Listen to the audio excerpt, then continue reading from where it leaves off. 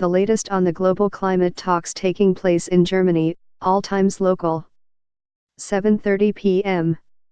The president of the low-lying Marshall Islands is urging German Chancellor Angela Merkel to end her country's use of coal. Germany gets about 40% of its electricity from coal, a major obstacle to meeting the country's goal for curbing planet heating emissions of carbon dioxide. Merkel will speak Wednesday at international climate talks in Bonn, Germany, and environmental campaigners hope she'll announce a deadline for phasing out coal by 2030. Marshall Islands President Hilda Heine said Tuesday such an announcement would be a signal of hope for my country and for every vulnerable country around the world. Scientists say the Pacific nation is only about 2 meters, 6½ feet, above sea level and may disappear beneath the waves unless global warming remains well below 2 degrees Celsius. 6 p.m.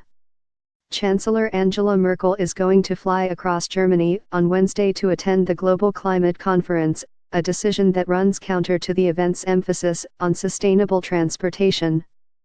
The German government's own website for the talks in Bonn urges people to avoid flights if there is a more environmentally friendly way of getting there and notes short flights are especially harmful to the environment.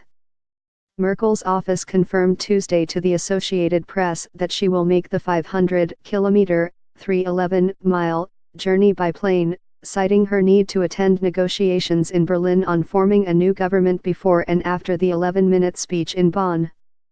Merkel's office said the German government funds environmental projects to compensate for carbon emissions from official travel. Environment Minister Barbara Hendricks traveled to Bonn by train. 3:50 p.m. Climate activists say a report showing oil use will continue to rise for over 2 decades is too pessimistic, but highlights the need for more action to combat climate change. The report released Tuesday by the International Energy Agency predicts oil demand will keep growing until 2040 even as the price of solar power falls.